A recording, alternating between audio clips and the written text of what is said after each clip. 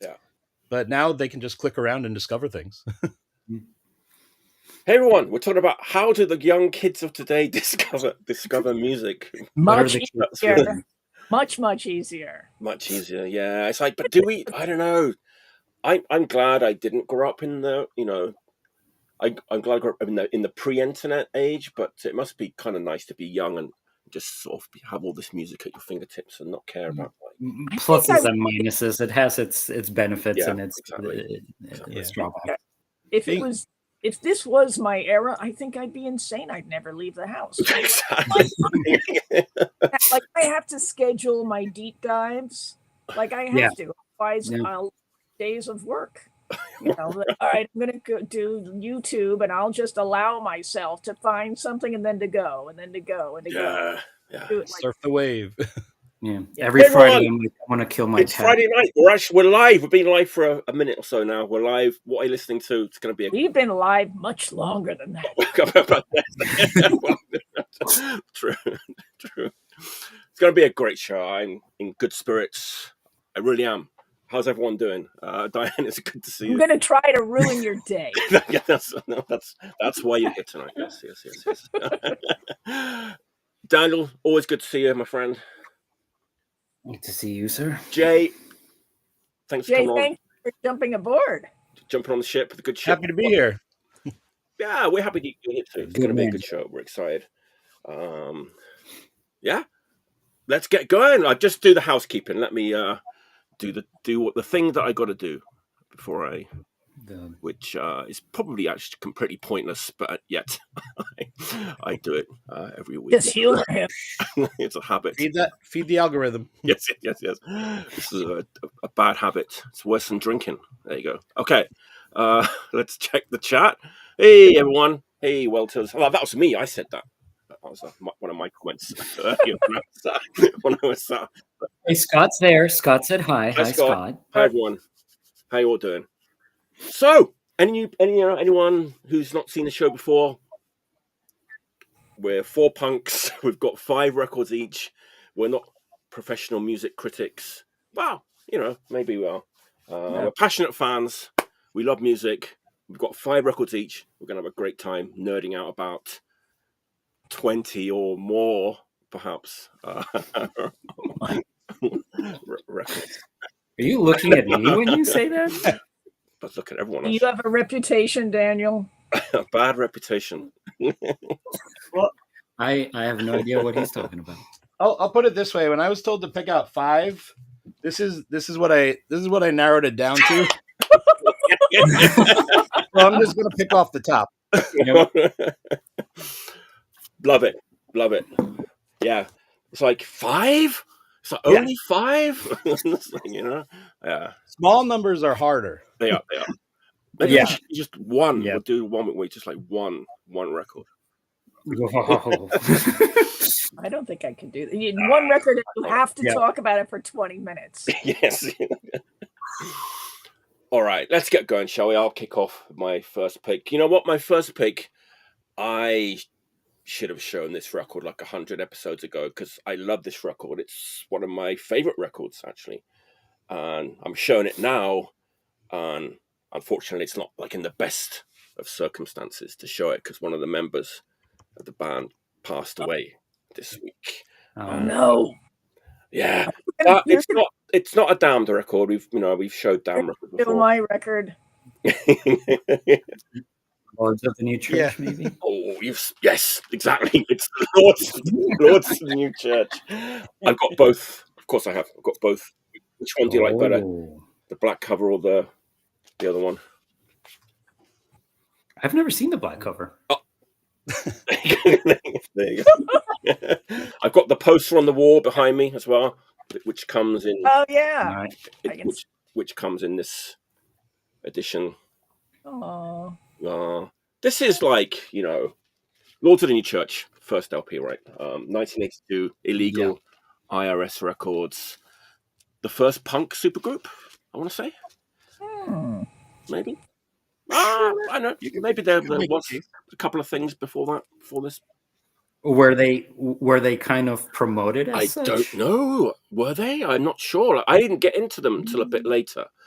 maybe mid 80s, 86, 87. So I'm not sure, actually. That's a good question. Like at the time, like were they promoted as a punk supergroup? I'm not sure. They may have definitely been one of the first like transatlantic bands. Yes. Yeah. British and American, right? And they had a few lineups, I think, before they settled on this lineup, I think. But yeah, you've got Nick Turner from the Barracudas, probably the least well-known member of the band, maybe. Yeah. Dave Traguna from the Sham 69. Steve Baters from the Dead Boys. And, of course, he passed away this week. Brian James from the band. I think this record kind of is one of his best performances on the guitar. He does things on this record that maybe he didn't or couldn't do when he was in the Damned. The guitar tone is fucking amazing. I was listening to it again last night. It's like it's so ferocious, but it's also very like brittle and delicate as well at the same time. He does like very complicated things, but makes it sound just very simple. The first time I heard this record, I loved the Hanoi Rocks. I still like Hanoi Rocks. I remember thinking like this band kind of sounds like a gothic like Hanoi Rocks to me, which I don't think is like it's not too far off really. But I wasn't too into it actually. I've got to say, like back then, like '86. But Japanese punks really got me into this record. Like Japanese punks in this town loved this record, and you'd be in the car traveling around, and they'd play this record, and I came to appreciate like what an amazing record it is. I think they kind of like made something new with this record. Like it doesn't really, even though it's like it's drawing on like lots of stuff from the past. They come up with something new sound on this record. I think that hadn't really been heard before, and it still sounds like fresh. Even though didn't what's that song? Open Your Eyes chart in the UK. I was going to mention about this because there's a couple of kind of like quite commercial songs. Open Your Eyes being one of them, right? And also even like the lead-off track, New Church, is kind of a bit more commercial and poppy. I love Open Your Eyes. That was the first I ever heard from them, and I was like, I heard it on MTV Latino in like 1990 something, and I was like, what the hell is this? And that song to me is really interesting because it's like it's so dancey and like melodic and stuff, and in my head I can hear more the beat and kind of like the rhythm of it. But if you listen to the guitar playing on that, how clean and powerful it is. Like you're right. I agree with you. Like it's one of his best like just guitar performances that were captured like everything he needed to do in the song. It is amazing how they managed to sort of have those like pop sensibilities and that sort of danceability, but also like being very dark as well at the same time. And there's like faster songs like Question of Temperature, Eat Your Heart Out. I like the slower ones. I'm Living on Living. Like I love that song, like the slower one with the kind of the twangy surfy guitar. And side 2 might be even better than side 1. Holy War is just like such an incredible That's a good song. Closer to the record. And then to do a song Little Boys Play with Dolls, which is just all the the New York Dolls like lyrics, song titles mashed together. And then of course David Johansen also passed away this week, right? So this is like a perfect record to me, I think. Yeah, it's a first to last song. Yeah. The whole thing plays through. No bad songs. It's a great Lots of variation, but it keeps your attention all the way through, and just incredible. Door to the New Church. Any fans? Anybody in the comments? I think everybody likes this record. I think. I've not heard the David Hasselhoff cover of "Open Your Eyes" that someone's just mentioning. Now we want to, though, right? Yeah, I mean, maybe not right now. Not right now. How respectful that would be right now, but you got to wonder if it was a hit in Germany. Yes, I bet it was. Possibly. He was big in Germany, right? Yeah. What a sad loss. I mean, I did see some video of the last Damn tour. He didn't look too bad. Like I saw them in 2022 in Manchester. Oh, really? Wow. Yeah, I went specifically for that show. Wow. Like they the tickets, that was one of those pandemic things. The show was announced before COVID. Okay. And a couple friends and I bought tickets. And it kept on getting moved and moved and moved. And then I actually had bought Stranglers tickets too. And they got moved and moved. And each of those shows got moved like 3 times, which was like, 8 months in between or whatever. And at one point, the shows were back to back. Like, and I was like, ooh, this would be really great. And it just wasn't time. And then the Stranglers show still happened like 10 months before the damn show. Wow. Yeah. And I went to, and I had heard that he was sick. I had heard all types of things about him. And he was not mobile, but I didn't see, nobody had to walk him on stage, but he stood there and he wasn't moving around. But I have to tell you, the dam sounded like the fucking MC5. They were so heavy, and it was all Brian James. Yeah. Like, he didn't lose that, and that's one of those muscle memory things. That's the way Johnny Thunders used to play. So I'm played like a million times, so wasted. But if he could actually stand up there and hold the guitar, you're like, whoa, oh my god! Like, but that was just one of those things. I was, of course, now, but he was. I knew that he was really the strong part of the Damned, and I love the Damned. I'm not saying anything against them, but he really had it, and you could just, you could feel it, and they were really just loving him being there, and they were like, this guy is the guy. There wouldn't have been the Damned without him. He's the one who put the ad in the newspaper. Right. He started. And he was also a part of the London SS, and like some of the bands that were before the bands. Yeah. Yes. Yeah, and his playing on those first Damn songs, like, that's blueprint stuff. That's foundational, punk rock stuff that, still to this day you hear it in almost every kind of subgenre of punk that happens. Yes. Yeah.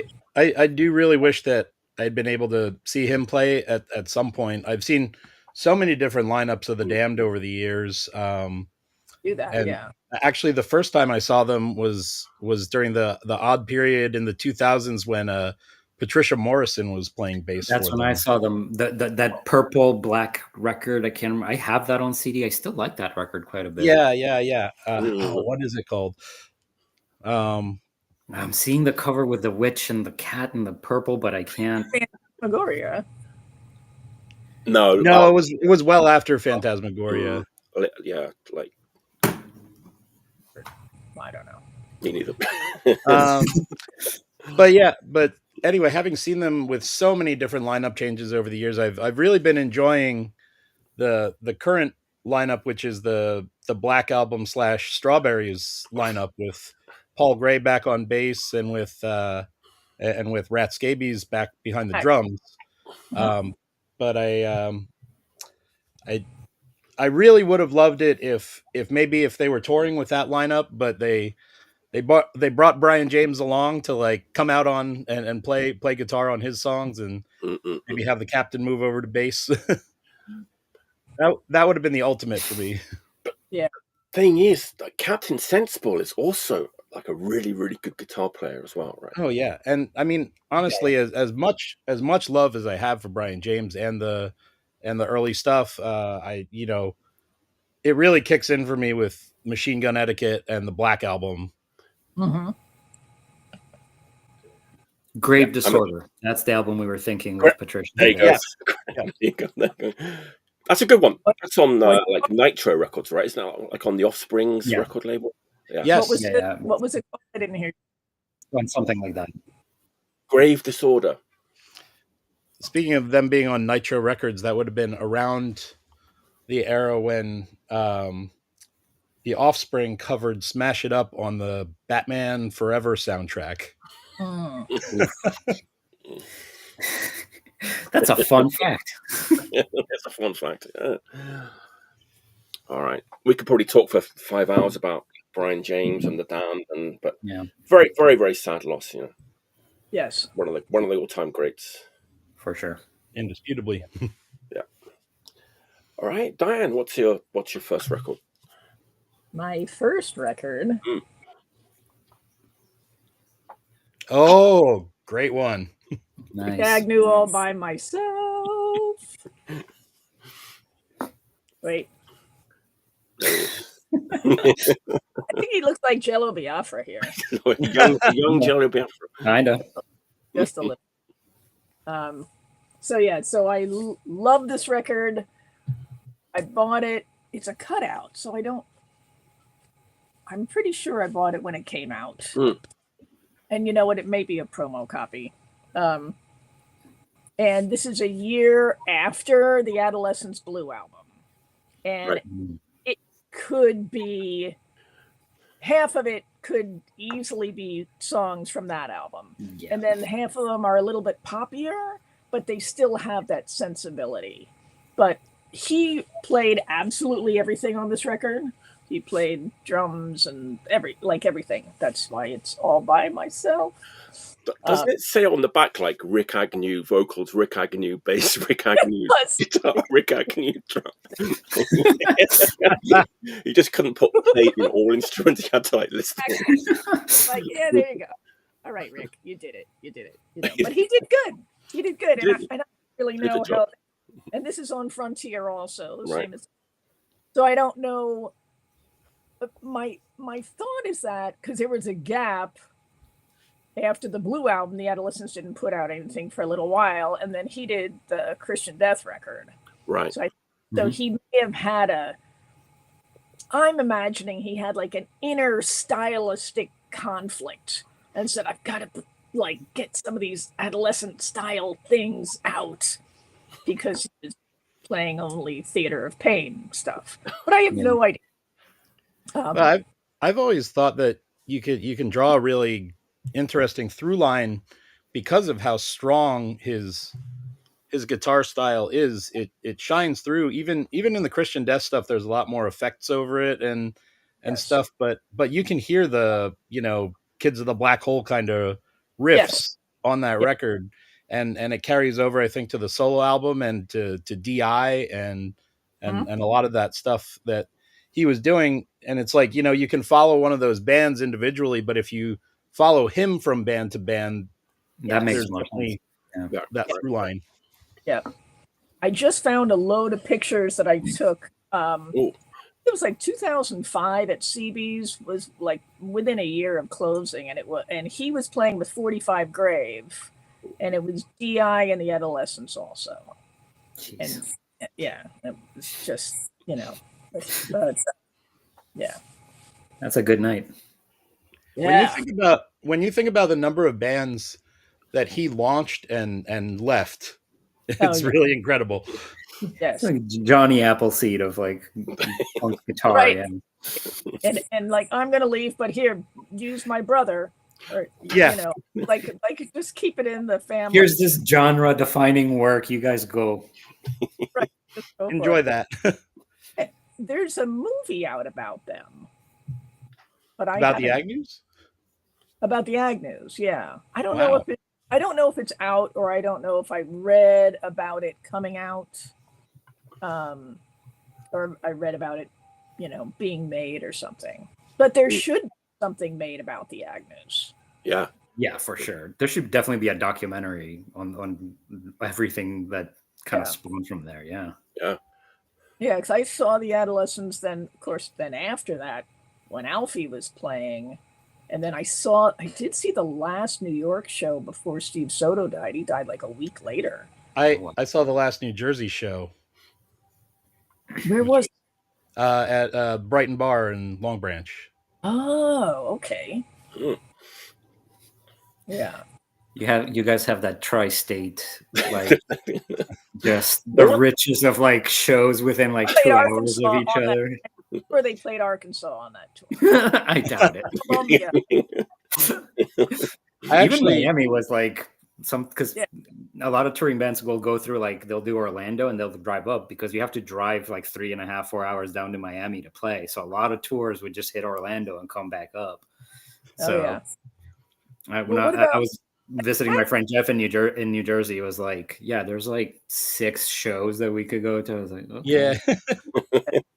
But Cappy was from Miami. I know they kind of created a little scene there for a while. It like, there's always been Miami stuff, but the thing with getting like it's touring wise, it makes sense at a certain level to hit Miami, but you know, on kind of like the punk hardcore level, a lot of the times if you're coming from up north and you're like, yeah, we're gonna drive 4 hours to like, and we don't have that draw, like they would stay north of Miami. You get like $16. Yeah. You drive 4 hours and you don't make a gas, basically. So that would happen quite a bit. Yeah. Oh, right. I would Tampa, right? Tampa and Orlando are like, yeah, an hour and a half from each other. Because you could go through, you can come into Florida either through the east or through the west and like hit a bunch of stuff like Jacksonville, Tampa, Naples, Orlando, or like Daytona, Orlando, Tampa on your way out. But there's that, if you're going to Miami, that's like 4 hours where you're just going to play Miami. Right. So I would say, Diane, I prefer the version of OC Life from that solo record over the DI version. I do too. Yeah. I'd sign on that. I was going to ask a question about DI. It might be irrelevant. So what like DI records does Rick Agnew play on, or which ones doesn't he play on? I'm pretty sure he plays on Horse Bites. Okay. Yes. And that's the first one, right? Yeah, the first couple are really good. Yeah. The one's worth owning. Yeah. The first one, the first EP had like a couple different titles, right? Or it's been repackaged a couple different ways. Wasn't it like 2 labels did it differently? Like, yeah, I think it was just self-titled at some point, but then it have to. If Brian Gorsegner's watching this, he's yes. Let's know in the comments. If you know, there's professionals watching in the comments who can tell us this stuff. That's a great record. It's classic. 2 classics to start off with. Daniel, the pressure is immense for you. All right. Yeah. I'm gonna show something first. That's not my pick, but it's the reason that my pick got on the on my list. Cat's behind you. Yeah, cat in the frame. There's cats. She's. You have to introduce them. This is Susie Q, also known as Meeps, because she makes tiny, tiny little noises. And she's the most neurotic cat in the house. She is in a constant state of flipping out. Aww. And she hates all her siblings. And how many people are in the house? 7.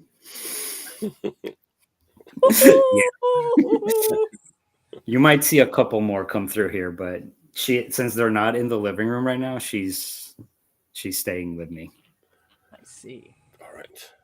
All right, but this is Vida Violenta by Infra. That's from Bogota. Brand new. Yeah, this is very new, and this is hardcore punk. This is a first to last track. Does everything hardcore punk should do, and I've been listening to this since I got it. Highly recommended. The bass on this is insane. But it made me kind of think.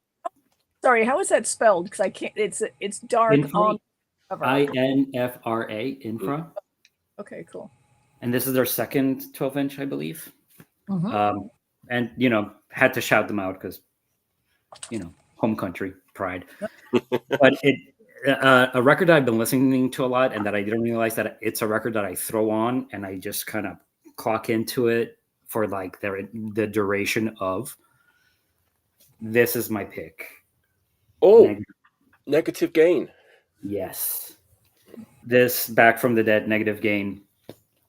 is such a complete expression of that one band doing the right thing the right way. It hits so hard. Obviously, the art is fantastic on this. Guitar-wise, I think it's like a pretty. I don't know if it's influential because I didn't come up on this till the 2000s at least. But like I listen to it now, and some of the hardcore that came 10 years after that was taking stuff from the guitar playing on this. I think it's a perfect like first to last hardcore record, and that's why that it was my pick for this week. I also was blown away that it hasn't been shown on the show. I thought it had, but I looked through the list a couple times just to make sure. It might have been somebody's contextual, like, contextual. Is that a Pusshead? Is that a Pussmort record? Yeah, this is a Pussmort. There was a reissue in the last couple of years that sounds really good that I also have. Okay. And there was also a CD that has this and that EP they did, I believe. It's kind of a discography release. There was a CD that came out on a Canadian label I also have. So yeah, I have 3 versions of this for a reason. This is like to me, it's, a no-brainer. Got to have it in the collection if you love hardcore punk of any kind. It's a little bit I hate to say the word underrated because it's basically sort of meaningless, but maybe a little bit overlooked in the Pussmort canon, Yeah. I think it kind of gets lost in the wake of Septic Flesh, like, and a lot of stuff on the label does. Septic Flesh. Septic Death, not Septic Flesh. Septic Flesh is the Greek. When did this sign to Pussmort? I'd like to hear that record, Septic Flesh on Pussmort. No, but yeah, the Septic Death kind of like just washes everything with how influential that was. Yeah, that's a great record. Wow. 3 classics in a row. Jay, what's your first pick? Well, I've really set myself up for success here because my first pick is a band I know very little about and singing in a language that I don't speak. But I really love the record. It is La Manière by Blessure. Oh, okay. Oh. It's a 7-inch from, I believe, 2023. I think it originally came out as a cassette and was pressed onto vinyl it's a split release between Tough Ain't Enough Records and Discos Infernos. And it's part of a lot of what I've been digging lately. Is kind of the new wave of street punk from Europe that is adopting a lot more post-punk aspects to either the guitar playing or whether or not they actually use like synthesizers or whatever. And it still has the kind of grit about it, but it has a pop sensibility that I really enjoy. And it's there are a lot of bands doing that these days, and I think some with greater success than others. And I think that Blessure does it really, really well. I really like the singer's voice, and I love the instrumentation. And they're from the Basque country, right, from Bilbao, but I believe they sing in French. Okay. I've heard a bit of talk about that band recently, actually, on on our Facebook groups and stuff. I think somebody posted about them, like they're breaking up or something. And they were like, no, really? Yeah. No. Bummer. Don't hold me to that, but I think that's what I read. I do know they've either been on a volume or are on an upcoming volume of. My friend Rachel has a series of compilations to benefit mutual aid in Palestine. Posted about them in the group. Yeah. Yes. Yeah. And yeah, so they're contributing to that. And you know, who knows if I'll ever get to see them, but I really enjoy their recordings, and I hope they make it over here one of these days. Yeah. I hope I'm wrong about that, because I remember when Rachel posted about it, I checked out the Bandcamp and I was like, this is pretty good.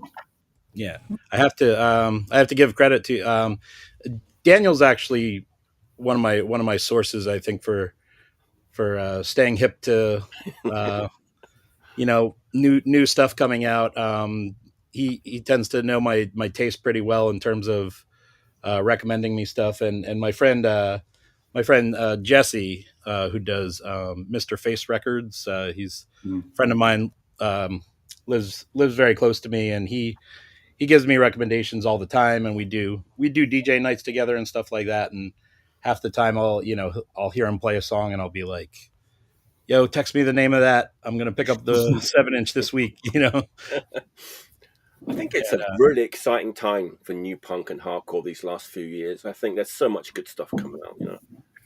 It's really exciting. Yeah. And from like a DJ perspective, I've always really enjoyed, and I think some of my other picks will reflect that, you know, both, you know, very kind of obtuse, like new wavy kind of stuff, but also like kind of the like gritty street punk kind of stuff. So now that those things are merging in a more meaningful way, it's like I would always be the type who would, you know, be DJing at like an Oi show and play Devo, or be like DJing at an indie show and play Blitz. But like now people genuinely dig both of those things. Yeah. I don't know if Jay has heard the term that I believe Mike coined for like kind of the post-punky Oi stuff, the Joy Division, was it Oi Division? Oi Division. Oi Division. Yeah, I call them synthesizer bands. Nice. Or New Oida. Is another one. New Oida. Apparently these have all been used before, though. Apparently. So, you know, of course they have. Like nothing's new under the sun, right? These things have been said before. But, all right. I'm going to kill the mood for a little bit, or maybe not. Well, How let's do see. you know? Bear with me. I'm going to ask you a very simple question. You can answer yes or no, and we'll move on. Any I.R.S fans watching or participating? Yay! It's okay. This is not my pick. It's a lead. Okay, a contextual pick, I see. I.R.S. Bye-bye. I love I.R.S. Big fan, but not my pick. Then, last year, you'll remember that Japanese hardcore band Kriegshog put out a new record. Very good record. People loved it. I love it. But people were a bit worried because, like, in the promo blurb, it was like, one of the influences for this new album was I.R.S, which people were freaked out about because this band, Kriegshog, was sort of a real noisy, like, blown-out hardcore band who put out some 7-inches and an LP, and then suddenly they're like putting a record out that's influenced by I.R.S. I don't hear too much of it in here, but it's in there apparently, you know, in some of the riffs maybe. So, I.R.S, Kriegshog. But you know what? I wasn't surprised about this like Japanese hardcore bands liking stoner rock thing, because we've had a band over here since the 90s who've been doing like just that, and they even named themselves after a I.R.S song. They're all guys from like hardcore punk bands, but they've been doing this kind of like Japanese hardcore meets like stoner rock style since the 90s, and they're still going, and I love them. Who am I talking about? I'm talking about Greenmachine, of course. Greenmachine. Heavy band, you know. This band is amazing. I mean, they used to be on Man's Ruin, like, you know, back in the day. They put out like compact discs on Man's Ruin in the 90s. You remember those days? Like the way you compact. Stoner rock on Man's Ruin. They were around in those days, but they're still going, but they're putting like more and more like straight ahead, like Japanese hardcore into their music, and it's amazing. You know, imagine like Lip Cream. I'm wearing a t-shirt. Lip Cream like meets I Hate God. So it's like Japanese hardcore with like these huge like Sabbath sort of stoner rock riffs thrown in, and I love them. I think it's great. This is their most recent LP from 2020. self-titled. Is that a dragon? It is a dragon, yeah. It's beautiful. This record was like, and also that's pretty cool. But this record was only released in Japan and the Ukraine. I don't know how that came to be, but that's how it happened. That's what happened. And they call themselves hardcore rock, which is great. Great name for a genre of music, hardcore rock. And it's a hardcore rock will never die on the back, it says, and it will never die. You know, I think Daniel Well, didn't. they said so. SSD knew a thing or two about hardcore rock at some point. Oh, you know who knows about how we rock? It's Mike. There you go. Mike is one of the internet's prominent defenders of that particular. How do we hardcore rock, though? I love this band. I've seen them live a bunch of times. They're amazing. They put on a super energetic performance. It's like, I mean, I said it already. It's like seeing a Japanese hardcore band throwing like these Black Sabbath riffs into their music, and they're ferocious. Great band. I'll have Ferocious to check it out. Good word. Yeah, I'd like people to get hip to the hard rock sounds, the hardcore rock sounds of Greenmachine, because they're pretty popular in Japan. You know, they kind of play with like Church of Misery and Boris, you know, that kind of thing. You know what I mean? Would anyone like to know the punk pedigree of this band? I think people watching might be interested because, Sure. yeah, and it's like it's pretty cool actually. They're from a little city called Kanazawa, which is like out in the countryside there. But the drummer of this band was in the Damnable Excite Zombies. Remember them? Oh yeah, I love that band. Right? Now you're interested. Dude, I Hate God is one of my favorite bands. I love them so much. So when you said I Hate God with a Japanese hardcore, I was like, say more. Not only was he in the Damnable Excite Zombies, but he was also in Iconoclast, who are one of like the first Japanese like crust bands, you know? Mm. Yeah. And not only that, he was in Delta, who are the like post SDS band. Yeah. That's pretty cool. What else? Yeah. Oh, Zionose too. The bass player is in Zionose, who are like noisy, blown out crust band.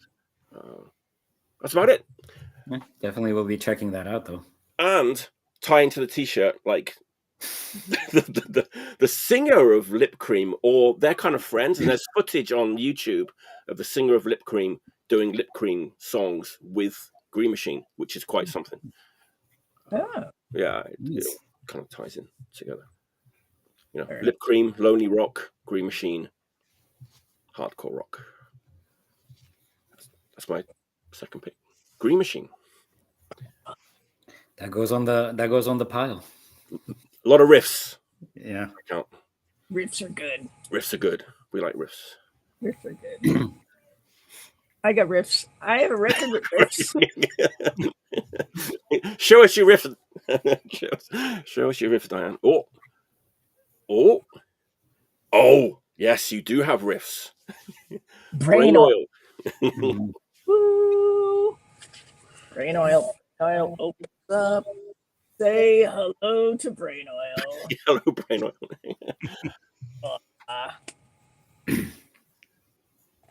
So, brain oil from the Bay Area, and I don't know if you guys all know them or not. This record came out in 2003 on Life is Abuse. They are a 3-piece. Not only are they underrated, they're like not rated at all. Like nobody gives a shit about this band, and they're unrated. Fantastic fucking like up-tempo sludge. Yes. Like they're like, you don't get depressed from listening to them, but this is such a heavy record. It's just so like marvelously heavy. And yeah. And so their punk pedigree, you know, so Ira, the drummer, Ira Harris, was in Grimple, and he was I was going to ask if there was a Grimple connection. And that's Ira, and he was in Ojo Rojo and Watch Them Die, and I toured with Die many years ago. Wow. So they're like, you know, like kind of a brother group. And then the bass player was in Autopsy and Pig Heart Transplant. and the guitarist was in Code 13. I remember looking at X111. Like, my brain never said the number 13 to me. I don't know why. But anyway, I was like, oh, 13. Oh, looking up in the Discogs thing, looking him up. Yeah, and their most recent record came out in 2018, and I don't know if Brain Oil is still together or not, because that is a number of years. But it's lovely and heavy, and it's this is an EP actually, and I stand behind this record. I stand behind all of their records. Is that a good entry point for the band? Yes. Oh yeah. Yeah, they're wonderful. Yeah, they're great. I have like that one. I have that record, and I have maybe two more, I think. The last one, Singularity to Extinction, is the most recent one. Okay. But yeah, they're just Yeah, I know I've heard of them probably from doing deep dives on Grimple, to be honest. But I never I don't think I've ever actually heard one of their records, so I'll be interested to check that out. I mean, Grimple Up Your Ass is one of my all-time favorites, probably. oh yeah. Brain Oil is a different beast. They're heavy. Yeah. It's They're like heavy. heavy. They're way slower than Grimple. They're not Yeah, well, Grimple kind of went metal in the later in the later years, and then because there's a lot of that the Bay Area, there's so much cross pollination, and there's a lot of that kind of like crust metal crossover, which crosses over with like pop punk in weird ways, and like you get all the like bands like Neurosis on Lookout Records and yeah, stuff like Grimple that. and Filth and Neurosis would all like be in the same orbits. So, at one point Green Day was in the mix.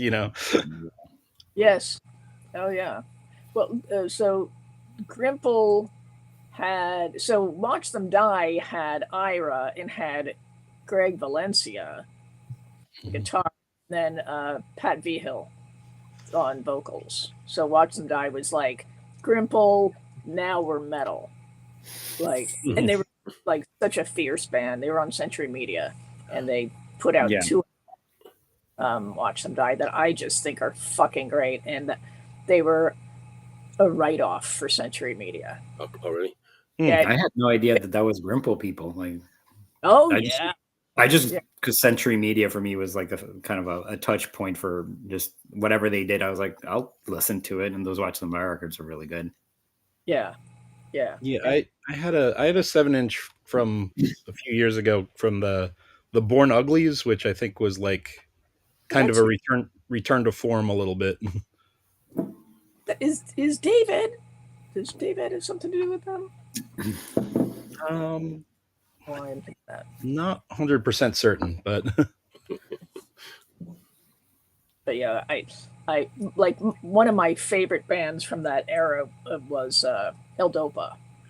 That is probably the record that I have to like be alone to listen to, because I am just so like, duh! Like, I can't listen to it in the car. I can't be doing anything else. It's such a fucking hard record. It's just like, like, but then I have my moments when I need to listen to it, and that's that record. Like and so I just thought, like, I'm like, okay, we're good. Like Grimple, L-Dopa, Ojo Rojo, and all those. I went to a warehouse show. I went to a tattoo convention in San Francisco. I have no idea what year it was, but I had gotten in touch with them just because I love them, whatever.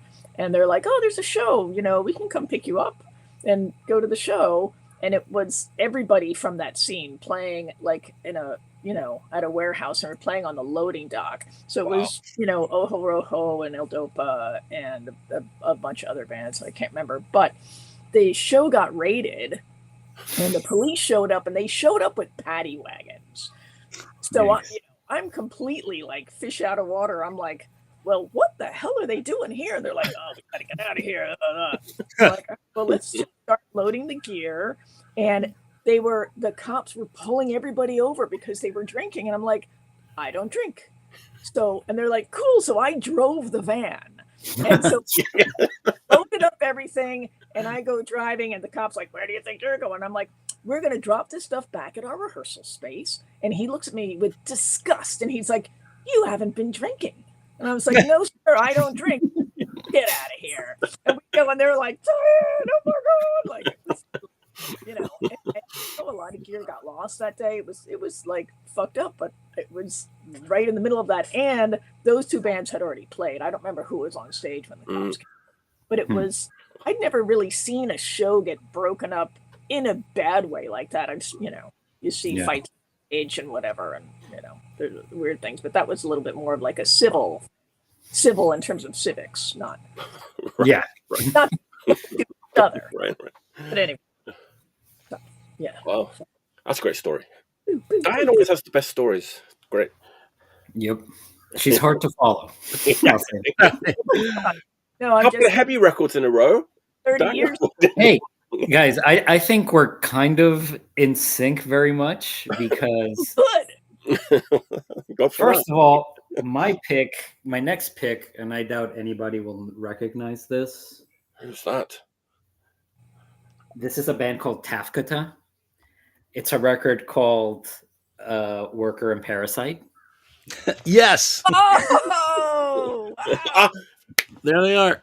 We better sort of tell people what we're talking about here, because people won't understand. Like so we were talking before the show. Behind Jay's head, that blue poster is for a Worker and Parasite. What was it? A show? It's Eastern Europe's greatest cat and mouse team. Oh yeah, from the Simpsons reference, when they replace Itchy and Scratchy with Gabbo. A puppet named Gabbo was stealing all of Krusty's ratings, so Krusty's show didn't have the juice to hold on to Itchy and Scratchy because Gabbo got the Itchy and Scratchy cartoons, so Krusty needed a replacement, so he got Worker and Parasite. So this is Worker and Parasite, the album. You two didn't plan this, did you? I've never seen that poster before, and I don't even remember that Simpsons reference. And also, this is, I believe, if not Bay Area, it's definitely California. It's also sludge with some grind and some hardcore, mostly sludge. In terms of pedigree, it's two people from Seven Sisters of Sleep. And the vocalist from Attack. I don't know if anybody remembers that band from the 90s. They were one of those bands that when I heard them in the 90s, I was like, can you do this to hardcore? Because it was like, it's wild, unhinged. A lot of people call them grindcore. I think they're more metalcore, but not in like the bad way. Like there's a lot of like, you know, death metal to them, but like wild, crazy technical stuff. And now Attack, they were fantastic. So it's the lead singer of that band, two dudes from Seven Sisters of Sleep, I believe. Okay. And the riffs on this is it's heavy. I cannot put it into you. Like every song has a riff that's going to stick in your head and make you want to fucking like, when Diane was talking about records that like, if you put it on and you can't, like, I can't have my girlfriend in the house because I'm going to fucking like hit something. This record, it's so good. There's a cover of Children of the Revolution on it. Whoa. And it has incredibly heavy riff behind that riff's heavy anyway in its original form. And they took it as far as you could go into making it like you could literally maybe do some like demo for like if you're doing your house to this with just like gloves. It's great. It's a great looking record. I always thought it's all like World War I themed, lyrically very interesting stuff, like kind of war, that kind of thing. Another interesting thing about it is that there was a label in California that Vetavu And they did these like really weird versions of a couple records. They were all lathes. This is a double 8-inch clear lathe of that record. Wow. And it's got this like little obi strip. It's like two different like it's horizontal obi. Yeah. You know, praise Lord Obi. Lord Obi, bow down to Lord Obi. So they have like the parasite and the worker, and it has like different art, and it's in these like clear sleeves, and they're lathes, so they sound a little like ass a bit. Okay. But vinyl lathe. It's like, no. Yeah, it's a double like, but it's such a good record, and it's a bargain bin banger. It like you can pick up like sealed copies of the LP for like $10. I've seen it on Discogs, and it's another one that like Diane was saying, it's not underrated. It's not rated. Like I never see anybody talk about it, but just riffs for days. It has some crazy moments. There's one song, Who the Fuck Killed Harlow Thrombey, which is like a 30-second just blast of like grind. And yeah, it's amazing. Tapeata, Worker and Parasite. Love the record. Very much in the tradition of Attack, which I think is also another band that kind of got lost to history a little bit. But yeah, super heavy, lots of riffs. California, we're on a vibe here. Oh. Jay, any riffs? I wouldn't say that this one is so heavy in terms of riffs, but it is pretty heavy on subject matter. Oh. So this is the Kid Killer 7-inch by No Problem. And they are a hardcore punk band from Edmonton, Alberta, and that's our good friend Graham. Graham, who previously was in Wednesday Night Heroes, went on to do Homefront, and No Problem are just a terrific, just angry, I don't want to say nihilistic. It's pretty despairing punk rock, but it does have idealism and messages behind it. They talk about some stuff that's relevant and not just about how life blows. But they do also sing about how life blows, and the B-side to this record is called "Never See the Sun," and the first few times I saw No Problem, they came through the kind of New York, New Jersey area, and they were doing some dates with Nightbirds, and they just absolutely blew me away at every show. And that song in particular, this is a pressing on Taken by Surprise, but it was also pressed by Deranged, and there was also on tour, I think they were selling, I have another copy that is either like a spray painted cover or like a hand screened cover, because it's this one's easier to hold because the other one's quite sticky. But yeah, I was a pretty big mark for like anything that was like, if it was pressed in North America on Deranged and Taken by Surprise in Europe in like the early to mid 2000s, I was on board for the most part. I have a lot of the Deranged catalog in my thing, because it was just like on site, like, sure, let me hear it. Yeah. And I've gone, Homefront are definitely one of my favorites nowadays. And I talk with Graham online, and we always connect when go see them, when they come through the area. I think he's an excellent dude, and he is an excellent dude. He was on the show a few weeks ago. Oh, awesome! I haven't had to use my electricity since then. My room's been running on the power and the energy that he emitted. Yeah, from I've never seen a guy do more jump kicks in a punk rock set. but yeah, I really, yeah, like I said, I dig all of his bands, and I really dig No Problem. I like their whole discography. They have a handful of terrific LPs. In particular, I think the last one, "Let God Sort 'Em Out," is really great. It has a pretty brief song called "No Justice, No Peace," which is, um, your classic kind of the cops are doing it wrong kind of. Actually, I have Oh, that there one you right go. here. Nice. Cool. Lovely picture of Graham on the on the back He looks a there. bit different there, doesn't he?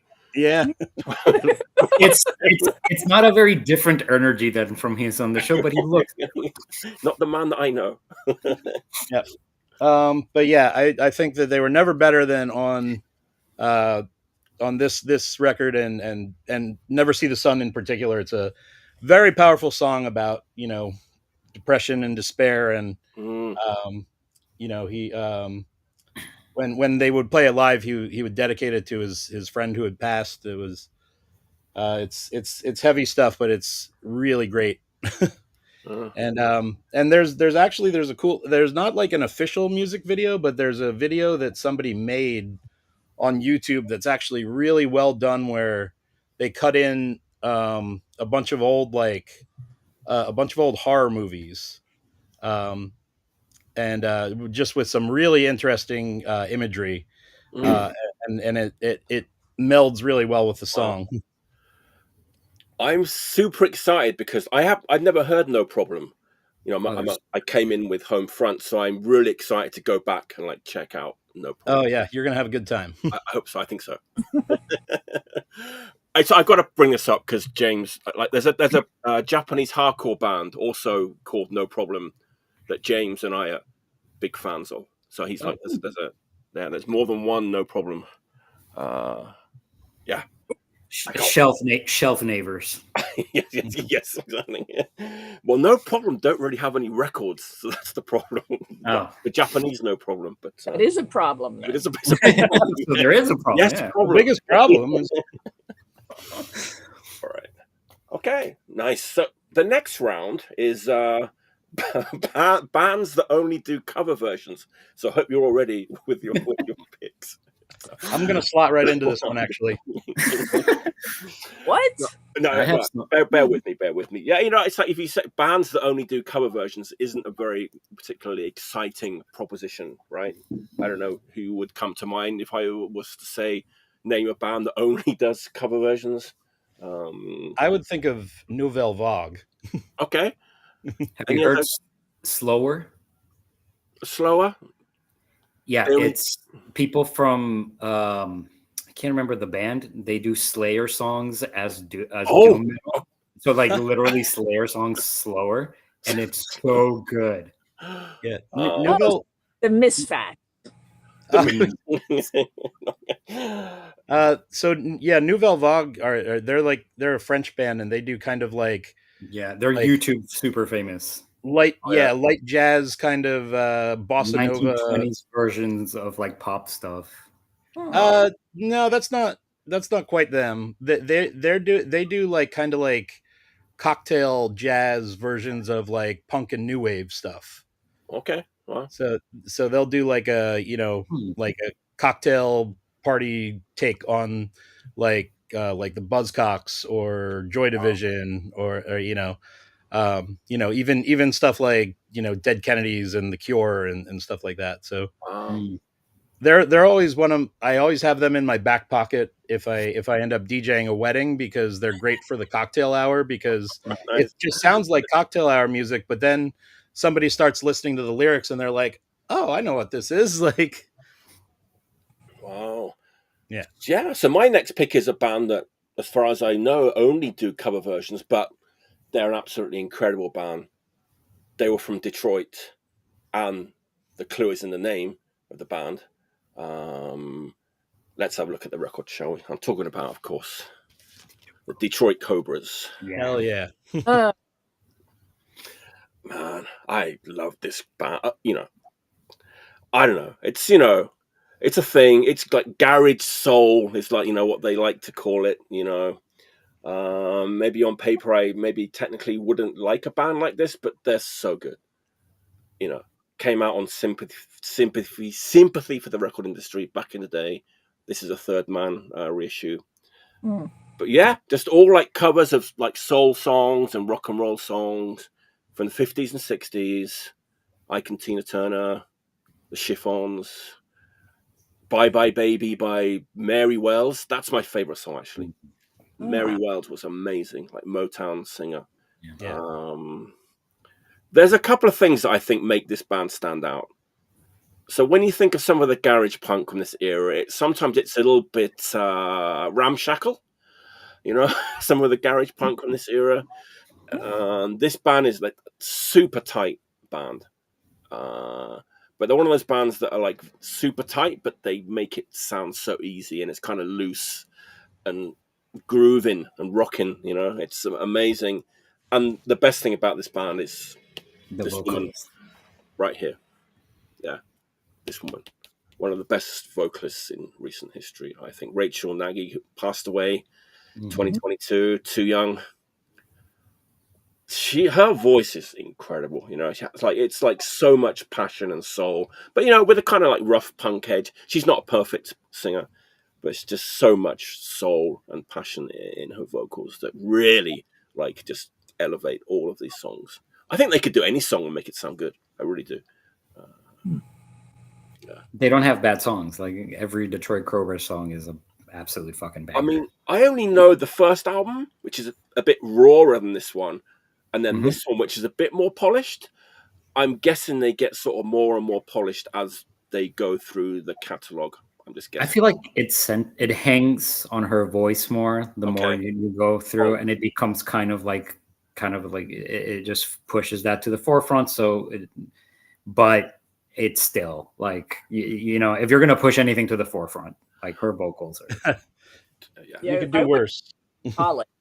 I don't think I would ever say polished about them. Okay, good. I was just thinking because this one is a little bit more not polished, but a little bit, you know, more focused. The first album was more raw, I think, than this one.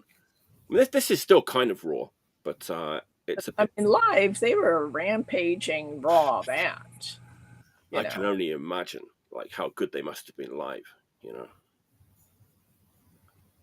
Yeah, I play this record all the time, and I haven't showed it yet. It's just like sort of too obvious a pick, maybe, but. Yeah. We don't know that you play it all the time. You know, Mike, do you dig that band, the Corettes?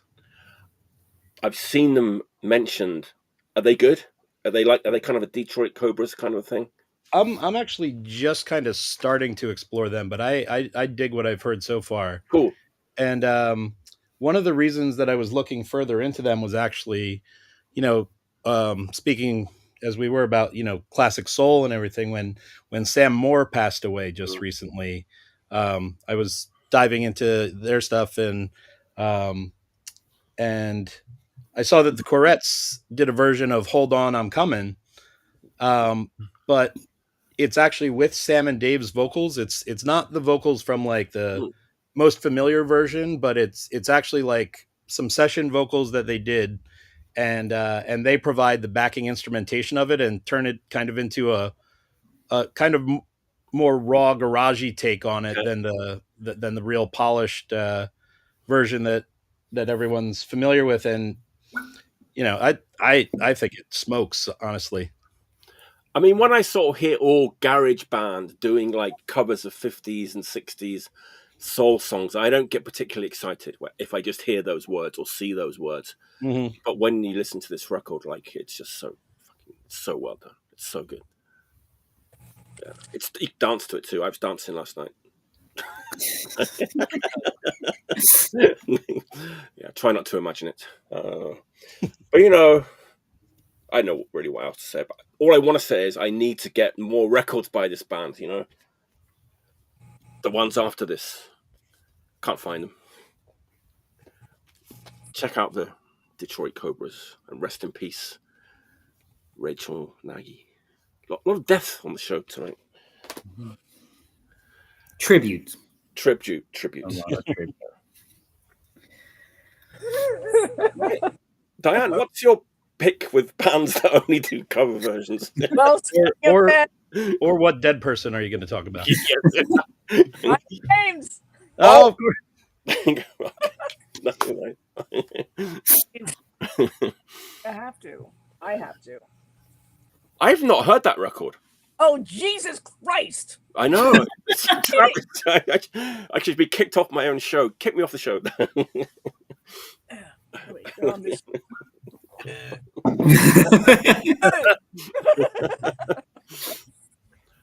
Tell us about the Brian James solo record, which I've never heard.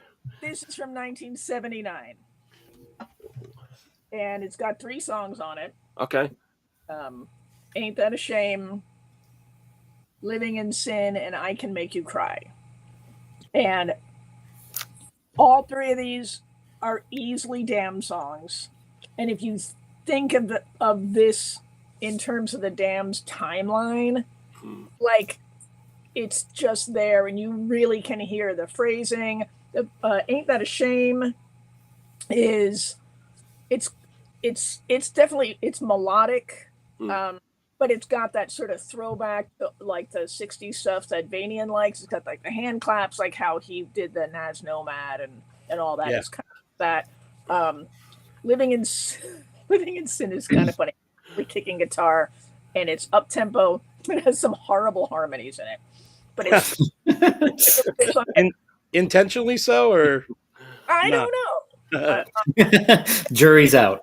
Like, you can all hear it, so I guess, I think I was watching a couple interviews with Brian James just like yesterday and today, and there was one where he was asked about his political leanings, because so much of punk came out of anarchy and and political reaction, and he said, "No, I'm an anarchist on stage, though.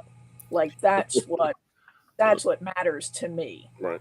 Like playing something different, opening some eyes, doing something that hasn't been done before, and just fucking with people." So I don't know about the bad harmonies, but because it's obvious. Like, it's not like, oh, I think that's, sometimes you hear something, you're like, I think that might be a little flat, but this is just like, but like, there's no way they didn't know. No, unless somebody just played a terrible trick on them or whatever. And Stuart Copeland drums on this. Oh, wow. Yeah, so that's there. So that is and this is on BJ Records, so I think it's Brian James Records. Like, I don't really know. But that'd then be Stuart Copeland, the guy who did the theme song to Droids, right? I don't know. Did he? Yes, he did. Okay. I think he's known for other things. That's Ian Copeland link when he got on when Lord's the New Church got signed. But anyway, my favorite song on this record is I Can Make You Cry. And it could have been on Strawberries. It's such a fucking catchy riff. It's one of my favorite songs of all time. Wow. Like that song and like City Slang from Sonic's Rendezvous. Like that's where I'm like, just like a great fucking riff, and just go for it. And, but yeah, like if you listen to these 3 songs, you'll hear really what he brought to the Damned, like because it's him. It's not like it's this. It's I love this record so much. You've got a mini theme going of iconic guitarists who left notable bands and recorded their own follow-ups. Well, that's over after this record. I've got no theme. I never think these things out. I think I did colored vinyl. You did one of those, yeah. I did a colored vinyl night. Is that a 7-inch or a 12-inch EP? This is a 12-inch, but I think it might be available on 7-inch also. I'd rather have the 12-inch if it's out there. Yeah. Mm-hmm. Yeah. It's bigger. Yeah. What do you have against little records, Mike? Don't want any of those little ones in my house now. Just you don't? That's a like classic records, a cover too. Like, that's it reminds me of like Metropolis kind of thing. Yes, it definitely has that kind of thing. I'm like, and made in Great Britain. Yeah. So, and I don't have the lyric sheet. I read that it has a lyric sheet. I don't have it. If anyone's out there holding a lyric sheet, let us know in the comments. Yes, please. Send one in. We're looking. Send one in.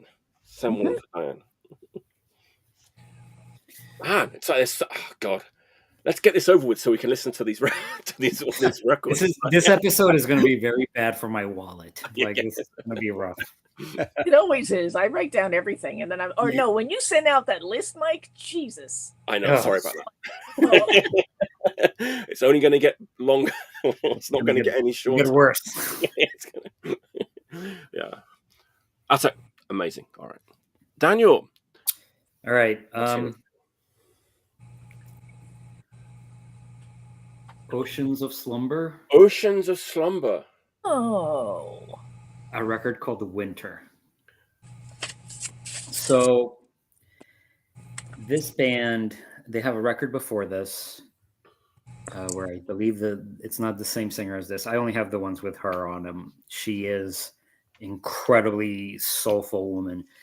And they're an interesting band to me because it starts kind of really deeply rooted in that kind of almost proggy doom, slow, bordering on post-metal, kind of washing a lot of the different subgenres into one thing, but very firmly rooted in kind of like the non-mainstream metal. On this record, you get that. You definitely get that. It's definitely, doom metal, traditional doom metal, whatever you want to call it. But you start seeing like technically that they have more. There's a cover of Nights in White Satin on here. Wow. That is one of my favorite drum tracks ever on a metal record. Really? The drummer for this band, because they're from Texas, also played for Insect Warfare, the grind band. So imagine this beautiful, soulful voice, a kind of like doomy arrangement of Nights in White Satin, and then just fills. There's a part with there's a blast beat part to it. It's so good. And I love all they've done after this record. It's gone more in kind of like a gothic, alternative vibe. There's a Typo Negative cover on one of the records that came out. But, and I love them all. It's hard to pick between them aside from this towers above like a lot of like progressive doom, whatever you want to call it, that's come out lately. That cover, I think if you take anything from this whole rant, listen to that cover of Nights in White Satin, listen to the drummer on that, because he does some awesome stuff on it. Wow. I want to trick my sister into listening to it actually, because there's a famous.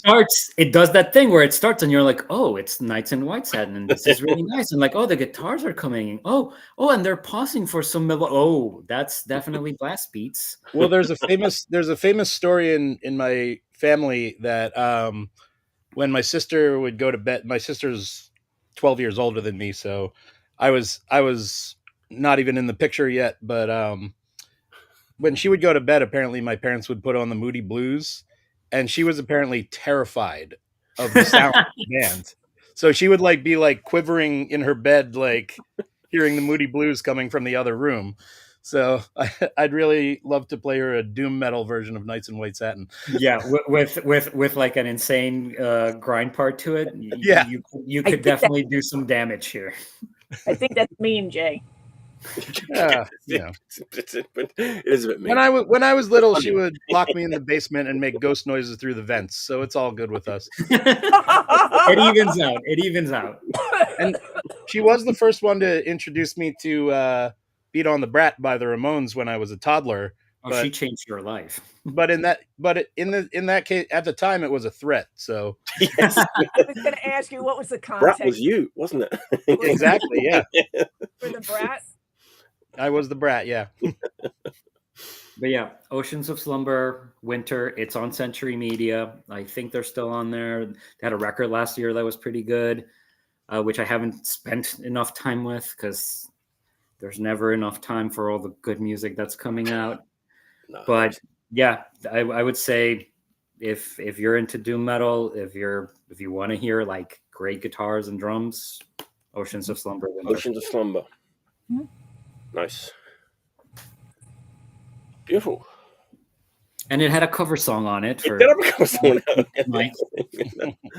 Good enough. Good enough. All right, Jay, what's your next pick? I'm All excited. right. I hope you guys are ready for something really heavy because I just want to say that Oh, this is the "Beat My Guest" is my favorite Adamant song. But Nice. this is just for context because the record that I want to talk about has a cover of "Beat My Guest" on it, oh. and it is the first 7-inch by the Epoxies, Yay. who I believe are truly one of the great new wave revival bands from kind of before that was a cool thing to do. I think they're just a absolutely fantastic band. Their originals are great. The cover, the Adam and the Ants cover on this 7-inch is incredible, and they're just a fantastic band. And anytime I saw them live, it was a real experience. And no matter what size the stage was or anything like that, they had like a, futuristic sci-fi look about them. But when you looked up close, it was mostly accomplished with like string lights and duct tape and stuff like that. It was very DIY and very cool because they clearly built it all from the ground up. And for a band that put records out on some pretty larger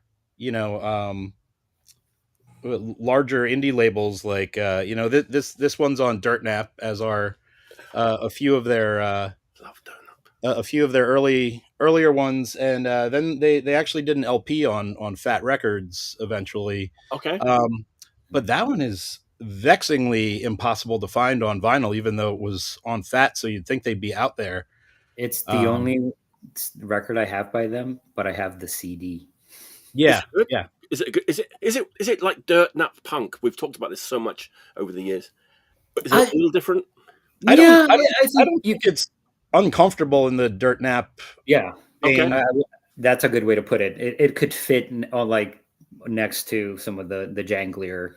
Okay. Yeah. Cool. Yeah. Cool. But it's very synth driven and very new wave. So like maybe it fits closer to like Mind Spiders than it would to like the Mark Men.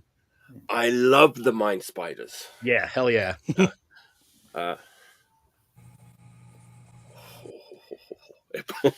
we see the back of the 7-inch? Yes, Yes. let's look at the back of it. Roxy Epoxy, Nice. one of the great stage names too, I think. Yes. A name like that, you're like 40% towards a good band. Yeah, totally. You've done a lot of the groundwork. Yeah, the foundation's been set. Mm-hmm. Nice. And I love Adam and the Ants and Adamant as well. So Yes, me too. Yeah. I saw Adamant live a few years ago, and it was so cool because first of all, he had two drummers. One drummer looked well. I mean, I when I say looked normal, I mean looked normal for somebody who's on stage with Adamant. And the second drummer, and these are two full drum kits. There were various drums scattered about the stage, but they had two drummers playing full kits, and the second drummer was wearing a full like Marie Antoinette style like ball gown with a powdered wig. Because of course he was. No, it was a she. But But yeah, incredible. And like I said, there were, there at any given moment there were probably, I don't know, 6-7 people on stage. So when somebody wasn't playing when somebody wasn't playing a guitar, they would be picking up mallets and rocking out on just a random tom drum that would be in the middle of the stage and stuff. And really incredible show. Not to sort of, forget about the Epoxies and talk about Adamant, but like, Yeah. what an amazing like trajectory that guy had from being in that. He was like in the sort of London SS and all that too, right? Of that scene, right? Yeah. So like the biggest pop star like in the UK at the time. My sister was a huge fan, had all the records. To like, being vilified in the media and the press, to sort of disappearing, almost like sort of, on the edge of sort of really going, and then coming back and then doing all these shows and stuff. That's another one where the conception in the US is kind of that of a one-hit wonder with just Goody Two Shoes. But he had just tons of hits in the UK, tons. Of course, yeah. And the way I understand it, what you were saying, like your sister being into it, was the kind of thing where it's like, you attach to a certain scene, whether it's punk or goth or new romantic or whatever you call it. But there are certain bands that just kind of become a subculture unto themselves. And it was like, there were people who were specifically into Adam Ant and dressing like Adam Ant. But my sister is younger than me, and she just liked the sort of pop music of the day, of the 80s, right? But she loved Adam and the Ants.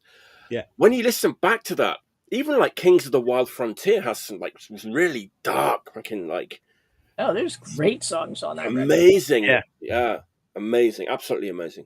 All-time classic, Kings of the Wild Frontier. Amazing.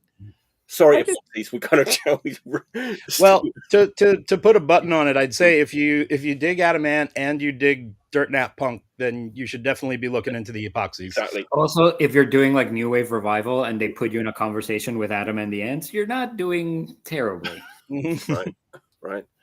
I've read the book that John Robb wrote, The Art of Darkness. It's got a lot of that history, and there's a lot of stuff that I didn't know what happened to Adam Ant early on, because Malcolm McLaren basically stripped him of his band and forced him to do that, to like force him to come up with it, not like force him like you're going to do this, but took his whole band away from him. Like, I didn't really realize that at all. He was a horrible man, wasn't he? He was a tyrant. Yeah, but he saw from the context that it was written was like, I knew that Adam Ant was so good, and he was relying on having like a band of like cool guys, like, hey, let's write a song. And I knew that he had something in him that was singular, and I had to bring it out of him. So I gave his band members to freaking Bow Wow Wow and whatever, and so he was stuck with nothing. And that's when he really dug deep, and Adam and the Ants came out. Right. But that's what I remember, at least. But I had no idea, because in the States we got things in whatever order they came out. And right. Got the Clash's second album first, and the US version of Kings of the Wild Frontier has like a slightly different track listing. Oh, okay. I have both the UK and the US, like both of them. But he's one of those interesting guys that, I mean, and I was very young in the 80s, but I remember like Duran hitting. I remember, a lot of that big pop hitting and stuff. I don't think I heard an Adam Ant song till I was like 16, and I was living in the States. So I don't know, like, when South America discovered him, if they ever did, as like a pop star. I didn't remember it. A lot of bands like that get like, it's like the thing in Mexico with Morrissey, where he didn't hit as a pop star, but he hit as part of the Smiths and stuff. And there's like a whole subculture of Mexican Morrissey Smiths fans that are like just diehards, but they never had like the hits kind of do the radio thing. So it's interesting kind of seeing like, because you guys speaking, so I'm an Adam Ant, like I think I've heard Goody Two Shoes and Stand and Deliver, I think. Many tracks apart from those two, for sure.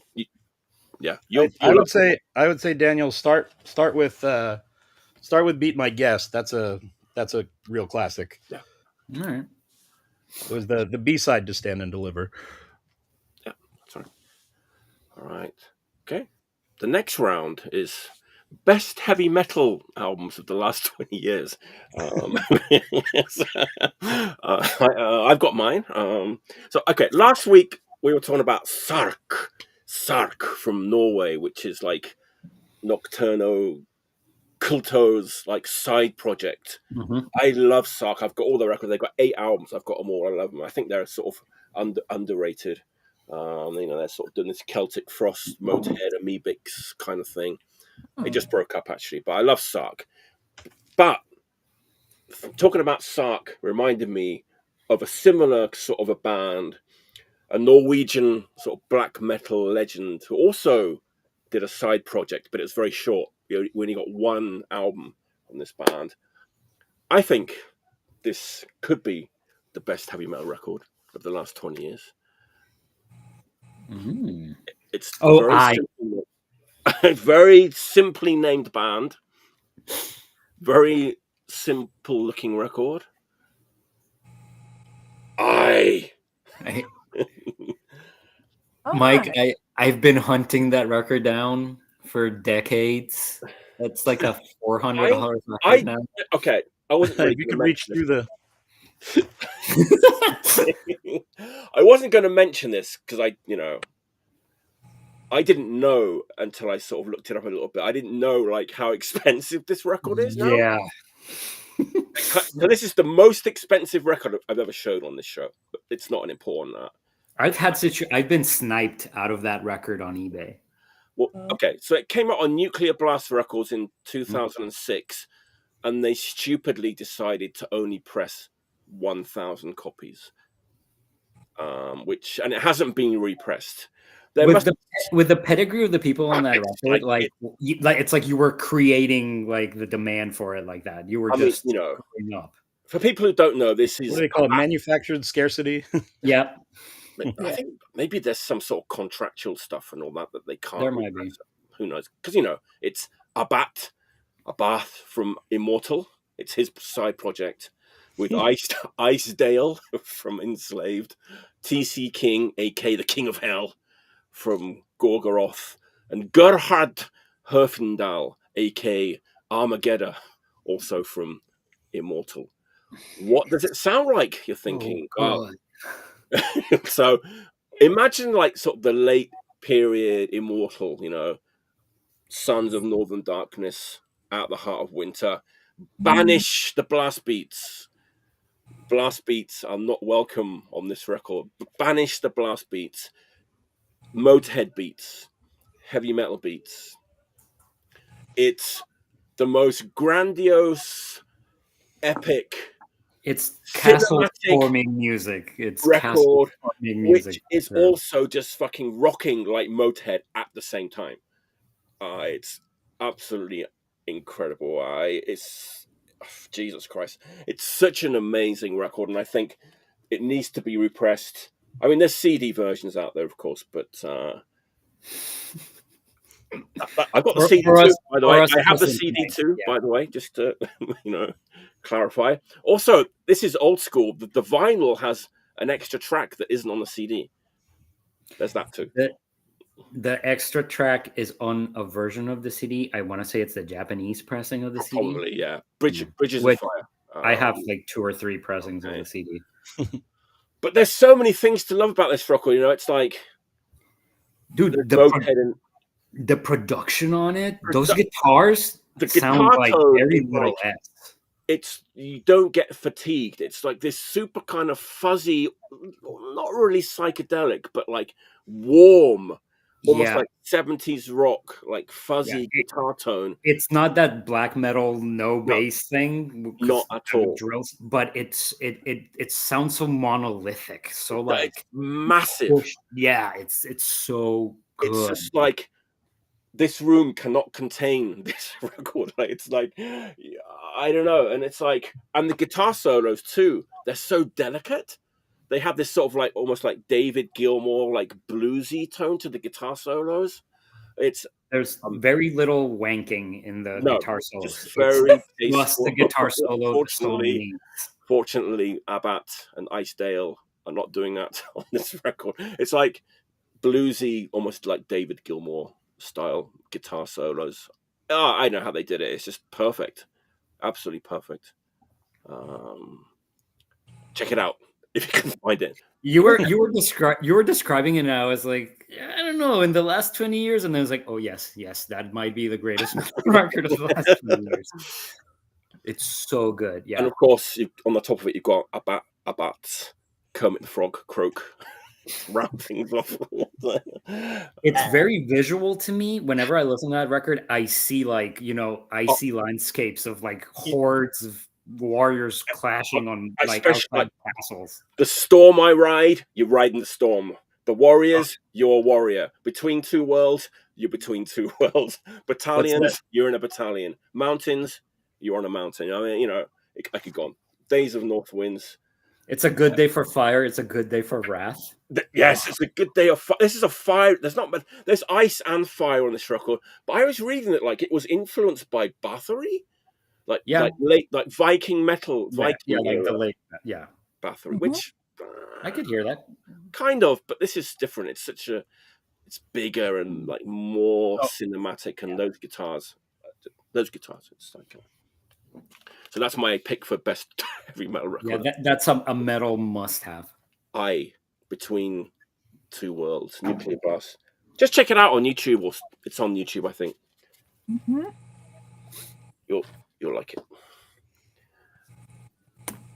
All right, Diane, what's your best heavy metal record from the last we just did a commercial for that record, you and I. Yeah. You could do one of those old Time Life things where the song titles scroll up. What's that? It's not ice, but it's warrior. Warrior Stuff. This is Xdeo. It's symphonic death metal, but it's all like battle chants and Roman history. Wow. This is the Year of the Four Emperors. This is an EP. It is on clear vinyl. Oh, I think I got it. I got it in the other way. And all four tracks are on each side. So it's free like that. So this is Mauricio from Cataclysm's side project. And I saw them on the 70,000 Tons of Metal cruise earlier this year. And so he is apparently, Mauricio is an ancient Roman history buff. And this was a side project that he shelved for a while. I think he started in 2008, and then he's quoted as saying that he has to do this music right. Like there's tons of battle chants, like how metal has its own atmospherics. This is all like people dying, and it's all warriors and war and horses running and that kind of thing. It's all ancient Roman history. But yeah, so they don't play that much. And they played on the cruise, and it was actually really, really pretty great. And I hadn't heard them. I checked them out because on that cruise there's like 60 bands, so there's always 25 bands that I don't know. So then I'm like, whatever. And I thought, I'll check them out. And so they dress up as Roman warriors. Like here, nice. If I can give you this. Look at Roman warriors on a cruise ship. Absolute respect. Absolute respect. Really, really pretty mighty. And two guys from Cataclysm are also in the bands. Yeah. And the cruise, can I talk about the cruise for just a minute? Yes, I was going to ask. I've wondered about it because it leads I was going to say, dude, Diane, tell us about the cruise. Great. So I've gone, it started in, I think it was 2011. I think it was 2011, the first one. I went on the first one. I went on the second one. I skipped one or two. I've been on 8 altogether. And I've been on the last 3. And it's 60 bands. And every band plays twice. And it's 4 days. So there's 120 gigs in 4 days on this luxury boat. Where does the boat go? Where does the boat go? Doesn't matter. It could just go like, it could just do this, and it doesn't Just fucking goes matter. in circles. Around the bay. They play in international waters because the international bands, the foreign bands, do not have to get visas to perform. So, like, it wasn't. So this year we went to Jamaica, which was actually nice and was like an afternoon out. I went down some waterfalls and, you know, all this stuff. That was cool. Last year we went to the Bahamas, or like a port in the Bahamas, which was really kind of uninteresting, but it was so close that they basically, I was still getting Wi-Fi from Miami on the boat when the band started, and they were hardly moving. And so I remember, like, on the very first one, I think we went to somewhere in Mexico, and it really sort of maxed the ship out in terms of how far it's going to go and turn around and come back. I remember Saxon being on stage, and like they're like, Biff Bifford is going, whoa, did everybody feel that? Like, holy the boat was booking. So I think that they've sort of figured out, like, let's just go to close ports. We don't have to go really, really far. Right. It's just about cruising around. And when we did, I can't remember where it was in Mexico, but when we did, I think it went to Cozumel. Does that sound right? I think you're right. I could care less. Like, I'm not a sun person. Whatever.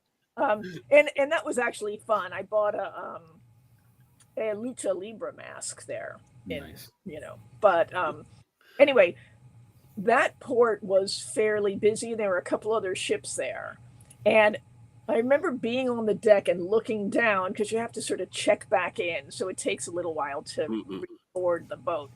And almost everybody was wearing black, and the other boats are there, and they're like, you can see people, like ladies in big hats and stuff like that, and they're just going like, what is going on with that boat? And as we're leaving, somebody starts this chant, and I am not kidding you, and there's another boat right alongside of us, and somebody starts going, your boat sucks.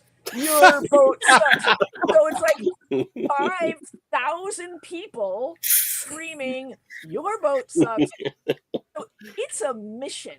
Like, that's the thing. Everybody who's on it is on it for the same reason. And there's a huge variety of bands. So there's kind of cover bands, and they have a whole like karaoke thing going on. But like this year it was like Trouble, Candlemass, Kalma, Septic Flesh, Onslaught, Sepultura, Covenant, Emperor. Wow. Wait, the Covenant doing the electric stuff or the Nexus Polaris stuff? They did Nexus Polaris. Oh. They did Nexus Polaris start to finish. And that was you're killing me. Unbelievable. That was You're killing me. I know. I was watching like a little Hellhammer in the back. I'm like, and they played on the pool deck. So it was like, I mean, they played 2 shows. One was in the theater, one was on the pool deck. And the pool deck, like, it's bright and sunny, and you can be sitting in a hot tub. 2 years ago, I sat in a hot tub and watched Dark Funeral play. Nice. It's the most insane thing ever. And the thing is, you know, a boat is only so big. So you go to some festivals and you walk 15 miles a day. And it's muddy and it's shitty. It's like, well, you're on this boat and it's kind of a luxury vehicle. So you can stop off in your room and take a nap, or just sit on a chair, or and there's food available all the time. And the longest you'll walk is the length of the ship. And there's elevators. Oh, it sounds nice. Gotta say, it doesn't sound like the worst. It's Yeah, the I'm famous- sold. like As literally. long as you don't get dysentery or whatever goes around on. It's not a pirate ship, Jay. No, have you heard about some of these cruise horror stories? They're out there. Well, God, there's that one cruise. There's that '80s cruise that There's woman, a couple. There's a woman Bret just Michaels does one that is horrible. Like every year the lineup is like but sad. most of those, it's like the bands play once. Like Yeah. this is for people who fucking go to shows. Yeah. There's big bands, small bands. There's 4 venues. Like you can see a band. The only time they don't have bands is from 6 a.m. to 10 a.m. That's A it. friend of mine goes on the Outlaw Country Cruise every year, Okay. and he says that's awesome. Like he always comes back with crazy stories, and really legit performers and stuff. Like he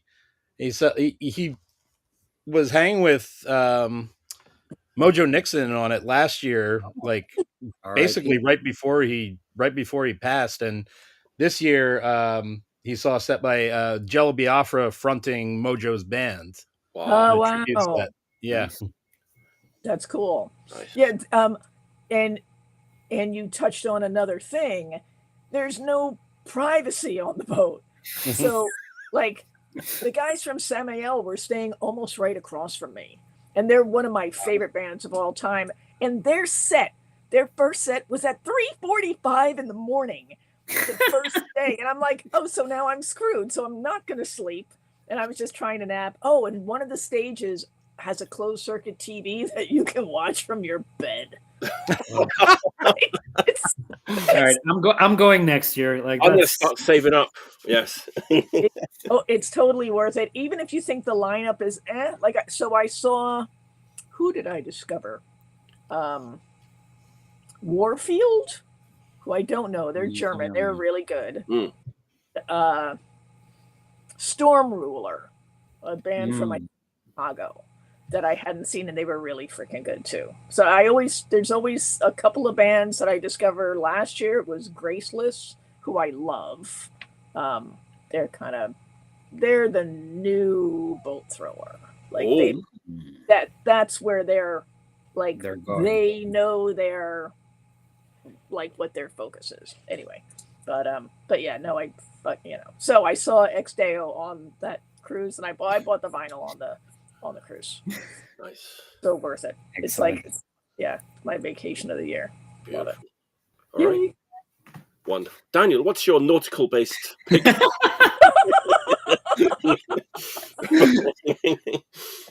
Oh, all right. And the other thing is, like, you guys are all talking about all the shows you go to and stuff, and I'm like, I'm in Arkansas. Road trip. So this is my next pick. It's Morgue of Breath. Mm-hmm. And the record is called Plaga sin Rostro, Faceless Plague. I don't know this. And I actually had, because that record, Plaga sin Rostro, and this record, which is Charlie Bliss Forever, were my 2 favorite records of last year. And when I made an insane 60 favorite releases of the year list at the end of 2024, and I missed a bunch of stuff, and I could not pick between these 2. Like, I was like literally stressed out about it and stuff. And like, Charlie Bliss, if you don't know, is just indie pop. Like, it's like modern pop played through the window of like 90s into 2000s indie pop. Great female vocals, great pop songs, catchy as hell. Love it. And then the other one is Morgue Breath, which is like, it's grindcore. It flirts with gore grind, which I'm not something that I'm super into. But when I listen to this record, it's like Utopia banished death metal era Napalm Death playing Scum era Napalm Death. It's dirty, it's grind for sure, but it's got death metal all over it. these songs are so tight. These riffs are so good. It's perfect grindcore. It started out as like a one-man project. They have a record before this that he also got a band for that one as well. And he's one of those like West Coast dudes that's been in like, 8 bands that sound like really disgusting things. But this one is one of my favorite grindcore records I've ever heard. I'm a huge Napalm Death guy. Like, I celebrated the entire catalog. Like, Utilitarian to me and Time Waits for No Slave are fucking right up there with everything else. Like, I love that band. What they managed to do in kind of bringing that 90s death metal time with their grind time. Mm-mm. And lyrically, the songs are in Spanish. Excreting my existence is one of the songs. It's gory-ish, but it's more like grossness mixed with like a little bit of fantasy in the titles. There's an underlying on some of the songs. There's like an underlying theme of like a mole man in a cave. So there's songs about like fungi and stuff. And like it's a great looking record too. Like, wow, I love this. it looks like fungi. Does. Yeah, that's probably an A-side B-side configuration. No, there's actually different songs on each side. Well, no, that's what they call that particular. The pressing. Yeah. I defer to you, sir. Yeah. But yeah, if you love grind, if you love Napalm Death, just a must. I have it on CD, I have it on tape, I have it on vinyl. Like, and when it came out on only CD, I was like, I really need it to come out on vinyl in case I ever go back on Mike's show, because I really want to show it. Yeah, CDs are not allowed. Yeah, it's. But yeah, I would have shown the tape. It's so good. It's one of the. It's a grind record that you put it on and you don't get bored of it. You're never like, okay, that's 3 or 4 songs of this. I get it. Like, I'm done. There's enough in it, and it's fun. It's so good. Nice. Daniel, I feel like you could create like yin yang of your musical taste with the cover of the Charlie Bliss record and the cover of the Morgue Breath record. Yeah. Those are, because I was listening to them this week to kind of figure out which one I wanted to be the pick. So you just pick both of them. Yeah. Hey, contextual picks, Mike. I learned it from watching you. Yes. Contextual. But yeah, no, it's incredible. It's on Bandcamp. It's findable. Morgue Breath. The one before it is also really good. So, all right, beautiful. Where are they from? You said it's in Spanish, but where are they from? From California. Okay. The vinyl, I believe, came out only in Europe, though. Okay. All right, Jay, what's your next pick? What's your grindcore pick, Jay? Well, metal, as Daniel knows, metal is one of my blind spots, but I'm going to get into darker territory here, and I don't know if this might have been on Daniel's list of 60, because this is kind of in the wheelhouse where we cross over, but my pick is... So when I first encountered this band, I actually wasn't sure which was the record title and which was the band name. But the band name is actually Dead Years, and the album is Night Thoughts. And this is just fantastic. This is really like everything I want out of music these days.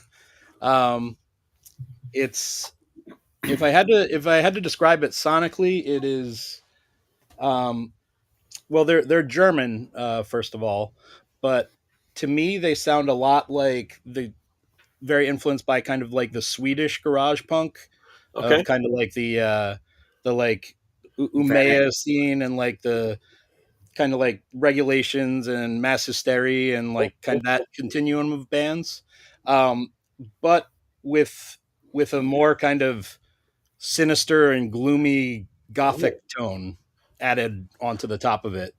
And it's they had an LP prior to this, but this one I think is just fantastic. And this was actually my number one from last year. Wow. And it just hit so hard. I think Dirt Cult Records put it out in the US, and that's one of the labels, one of my like can't miss labels. Really, like I was saying before, like from earlier on in the 2000s, like if it came out on like Deranged, I was probably going to get it. Like nowadays, that's how I am with Dirt Cult. Like Chris Mason puts out the best stuff, and this record, it's odd to call like a garage punk record anything even close to like a concept record, but there's like a lyrical kind of theme to the record. And since it's called Night Thoughts, it's kind of about how, you know, during the night when things are dark, that's when like dark thoughts happen, you know, like mental illness takes hold, or maybe sleep deprivation, or if you are sleeping, possibly nightmares. And it's kind of about kind of the harrowing journey through just a night. And it gets really intense. I think the musicianship on it is fantastic. There's male and female vocals that kind of layer on top of each other at times and interact in really interesting ways. And it is a kick-ass punk record with a lot of post-punk element to it. But you know, the musicianship to me really elevates it above and beyond a lot of other stuff out there. Sounds amazing. It sounds like right up my alley. How did I miss that one from last year? I sent it to you. Digitally. It's on the pile somewhere. You didn't send me the record. that had to be one that Daniel and I either we talked about it. Yeah, prior to getting it, or like we both happened to be like mail ordering it on the same day or something like that. Like yeah, totally. Like I messaged you about it and you were like, dude, I was just getting this. Yeah. Okay, I'm gonna have to scroll back through our massive Facebook, which goes back a long way. The giant pile. And I also love the artwork. I think is beautiful. Mm-hmm. And it's also, there are a few different pressings. I actually bought it twice because the first copy I got was on crystal clear vinyl, which I kind of don't love for DJing, especially. But I love this purple right here. Nice. I think it complements the album art so well. Mm-hmm. It does a thing with the vocals that reminded me of Histories. You know that band, Mike? No. Histories? Yeah, HYSTERESE. Man, I just saw one of their records used on Disc Union online. I was curious about it. You would like them. Okay, I'm on it. But they do a very interesting thing with the layering of the vocals, and then these guys do it kind of like a more kind of sinister post-punky way. It's very cool. I'm always worried when it's the dual vocals. Okay, it happens with. I love that band Rotura from Spain. But sometimes the guy comes in like too aggressively. Sometimes. Like a train, yeah. No, this is and I think they do it on on this record. It's done very intentionally. Okay. Yeah. Like because when this record came out, like I bought it, I downloaded it, and I listen to a lot of music like at night in the shower. I have one of those like speakers, like a really nice speaker in the shower to listen to. And for a while I was listening to that before bed and I was like, I can't do that. It's a little disquieting. It's it's spooky. But it like to be moved by music, I was like, okay, I see you. I know what you're doing. It's I would say that the vocals, when they layer on top of each other, it's almost more like a haunting kind of sound than it is like a call and response kind of thing. Yeah. All right. Wow. Last round. Time is passing us by. We're racing towards our graves. Wow. Okay, this was a kind of a blind pick, I guess. It's very late in the game. It's never too late though. It's never too late to go back and discover music that you missed the first time around or you didn't like the first time around. So, in the mid-90s, I wasn't really following Riot Girl or anything like that, really, particularly. So we're talking like mid-90s, I suppose. And I saw this record in the store, and I looked at the hype sticker, and I was like, "Oh, this sounds kind of cool. I'm gonna buy this." It came out on Donna Drescher's label, Chainsaw, on CD only in like '97 or whatever. I'm tempted to read from the hype sticker, but I'm not. I'm not going to do that. That's cheating. I'm talking about Longstocking. It's the band that I'm talking about, which was like a one-off thing. They only did this record, I think. But the hype I'm going to read. The hype sticker says, what does it say? It says the secret treasure of queercore Riot Girl era. Longstocking's Once Upon a Time, called Now, was ironically the recording with perhaps the broadest commercial appeal. That's what the hype sticker says, and it really. So a lot of those. As far correct me if I'm wrong here. I'm an amateur in this sort of field of music, but a lot of like the Riot Girl stuff and the queercore stuff, I remember it's a little bit ramshackle, quite abrasive, quite noisy. Yeah. Some of it was pretty angular. I remember like Slant 6 and stuff like that, and the Red Haunts. I would say early on, but kind of there was kind of a second wave of where more of kind of the pop sensibility, and then dance music started to kind of enter the equation too. Right. But yeah, I'd say it's fair to characterize the early scene as more stripped down and raw kind of sounding. Yes, yeah. Mm-hmm. I was kind of basing off that, which this record is not that. It's like super shiny, like big production, super poppy, almost like pop punk, almost kind of like the commercial era of L7. And there's tons of like 90s alternative rock kind of in this record too. But man, it's so good. It's like so infectious. The guitars are do you listen to Bratmobile at all? Would you put it at all similar to Bratmobile? I've not got to them yet. I'm sort of going back and trying to sort of, educate myself on a lot of stuff that I missed out on of the era. The stuff you're describing sounds very Bratmobile. Yeah. Okay. Yeah. Very poppy. Almost pop punk, really. Yeah. It's amazing. Bratmobile would be like that without so much of that 90s alternative influence. Okay. And really, it's like Tamala Poljak, who was in Teen Dresch, I think. It's like she wrote all the songs and she sings the songs. And like angular guitars, but just this big, like sweet, like thick layer of like pop fuzz goodness, like layered all over it. So just a great pop record, really. I mean, you could say. I love this record. I've been playing it a lot recently. Are those illustrations, or are they clay, like pictures of clay things? Good question.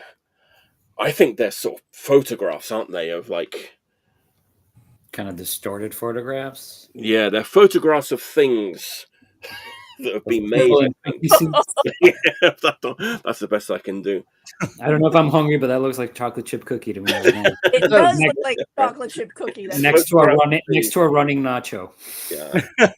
The bass player. That nacho better run. The bass player of this band was in Cringer. Like they've just melted. Yeah. What'd you say, Mike? I missed that. You guys. The bassist of this band was in Cringer for a bit, which is that's a J Church adjacent band. Yeah, and Left Insane, which is that kind of weird, like flaggy band with Stephen Egerton. Yeah, there's that connection too. But great long tentacles in that band with the members of. Mm-hmm.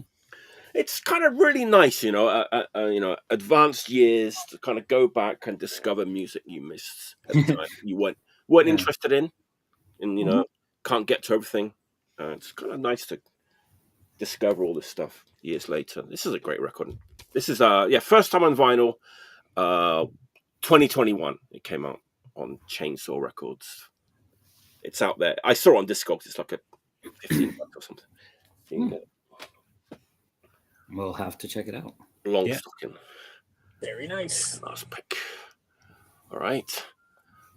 Diane, what's your last? No. Why are you laughing already? I just heard the trash truck. Truckoon. The trash truck is coming. Oh. Whoa. Look at that. That cover looks very up Mike's. Mike's what? Target. This cover reminds me of like the Sweet covers where they did the close-ups. Yes. Like, Yep. yeah. He's going into the stacks. And what was it? Cut Above the Rest. Yeah, like the later era Sweet records, right? Yeah, when they were like really super close-ups and everything. Yes. Like Yeah. So Yeah. Target. And this is called Mission Executed. They're from Belgium. This is from 1987. This is their first LP. Wow. It's terribly produced. It's absolutely flat, like flat mastered 1980s. Nobody knows how to mic a fucking drum kit metal. Whatever. It's good. It's headbangable Euro thrash. It's like this is Creator, Overkill, like that's what this is. And their second record, which was a year after, called, I think it was called Project Genesis. I thought I wrote it down. Is really great. Like really great. Like they got all the kinks out of it. I don't have that record on vinyl, so I thought get you started with this one. But it definitely it's thrashy. It's got its good technical. It's got good guitar breaks, like gang vocals, like everything that you want in a record from Belgium, and it has it's on ARG Records. Oh. Holy Moses and Mikan. Holy Moses! Now I love Holy Moses. Same. So much. ARG.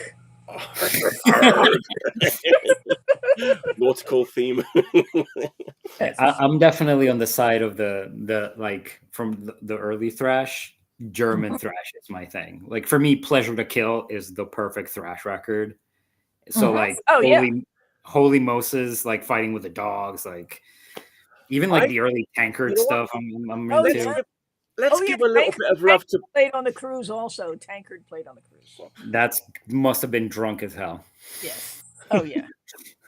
Let's give a little bit of love to Belgium, though. Yes. Killer, the Killer from Belgium. Acid. Picture. Yes. Diamond Dreamer and all those. This is gonna cost me so much money.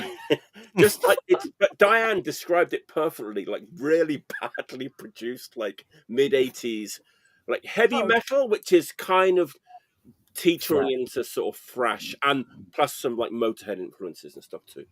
But you can hear it. I mean, I don't know if this has been re-released. A re-release might sound better. Yeah. But I mean, there's no punchiness. But we don't want it. We want it to sound as it should do, right? As it right. But the next year did much better. Okay. I mean, 88 is not really early either. Yeah. So. Because I like stuff like the first Europe record. I think that record dances with trash is still like heavy metal. That first Europe record I think is fucking incredible. But like really. Yes, it is. Like, that kind of thing where they were like they didn't realize they were doing what they were doing, and I love that energy. It's great when you like, tell people that. They sort of laugh in your face, though, don't you? When you say like the first Europe record, it is great. It is a great like heavy metal record. Absolutely. Yeah. I can't say where I don't know where in the canon does the Final Countdown fall, because that's all I know. Yeah, me too. Like what, 3 years into 4 years? 4 years after the first one. Yeah. And by the way, we used to go to, I guess we could call them bars, but there was these rooms in Bogota when I was in like a black metal band and stuff, and all the metalheads, we'd all hang out together and stuff. And like at the beginning of the night, it was all like play like Dark Throne and Look at Turilli records, and like everybody's being fucking cult as fuck. And like I was straight edge, so I was the one who was sober a couple hours into it when everybody was drunk. Every night they wanted to hear the final countdown, and like super like cult black metal, like fuck all this commercial shit, people would sing their fucking hearts out to that song. It's a fun song. It's good, like good pop rock song. Like, didn't they make a comeback in commercials? Like the final. They've never gone away in Europe, as far as I can tell. Television commercials. Like, I'd say that their renaissance was that they were used as like the theme music to Joe Bluth's Magic Act on Arrested Development. Oh my god! Oh my god! Well, yes! They also famously. That is our crowning moment of the evening. Thank you. It was famously used for an independent American wrestler. Bryan Danielson would come out to it, and it was the most intense like experience because it would start with a burn, and people would start singing like a softer chant, like da da da da da da da, and he would come out to the ring, walk around, get on the thing, and the whole building would go, "It's the final countdown." And then he went into the majors and WWE and stuff or whatever. And when he went back to like not WWE, the second biggest one, when he came back with his first big match, the owner of the company paid to play it, because in the indies you could just play whatever because it's not televised or anything. Right. So it was like a stadium. It was at Wembley, so it was like a Wembley singing the final countdown at a wrestler. It was amazing. God. Beautiful. See, now I'm seeing like an episode of Arrested Development like happening in Wembley. Like, yeah, that's really a beautiful thing. Illusions, Michael. Yeah. That song is it's a gift that doesn't stop giving, really. I did one time. I was DJing New Year's Eve at the Court Tavern in New Brunswick. I used to work there. Oh, okay. Well, maybe that's another point of familiarity. Where you recognize him from? Possibly. So yeah, and I decided that I was going to time it out perfectly, like get the track count and play it so that the final countdown would end at midnight. And I executed it, and then like it was like a few minutes later, I overheard somebody going like, "Is it midnight yet? When is it going to be midnight?" I was like, I was doing a whole thing about it. It was the final countdown. People got so into the momentum of the song, they didn't realize that it was. Mm-hmm. I thought you were going to say something about the timing of it and that it wouldn't coordinate. Wrangler's 5 minutes is not 5 minutes long. All right, Daniel, what's your 80s Belgian? I have an 80s connection. Oh, okay, good enough. All right, this is a record called Nothing Personal by a band called Hangshaw. This is on Network Sound in Germany. Oh no, wait, California. Sorry. Just a little bit off. This band was from Florida. I lived in Florida 95 to 97. I used to go back a lot. And then in around 2001, I moved back full time, moved back to the States. This record, I believe, was 97. The first time I heard this band was a cover of Hit Me With Your Best Shot. And I heard it and I was like, this is the most beautiful voice. This woman is amazing. And my friend was like, that's actually a dude. And and I was like, you're kidding. Like, I wouldn't believe it. And then I listened to that. They have it's an EP called Every Day I Wish You Harm. Ooh. And the music is pop punk. I'm not going to skirt around it. The CD and the LP are on No Idea Records. Okay. But this record in particular, and the Every Day I Wish You Harm, it's the most beautiful, upbeat, horribly depressing music ever made. It's these catchy pop. It's pop punk, like Gainesville pop punk, mixed with like the stuff that was coming out of like Prima in New York and Texas is the Reason. That kind of like pretty technicality, but with pop punk. Beautiful, beautiful male voice, like falsetto, and the songs are like kind of upbeat, and you know, you could see them played to a bunch of kids that would like really get into it. But there's songs about like, there's a song on it about like realizing that you haven't accomplished much in life. There's there's this song about a guy who's like he's gonna get the girl back. He's driving across the states to get her back, but you get the sense that like she's gonna say no, and you're gonna have wasted your last $4 on this. There's a song about wanting to kill yourself because somebody dumped you.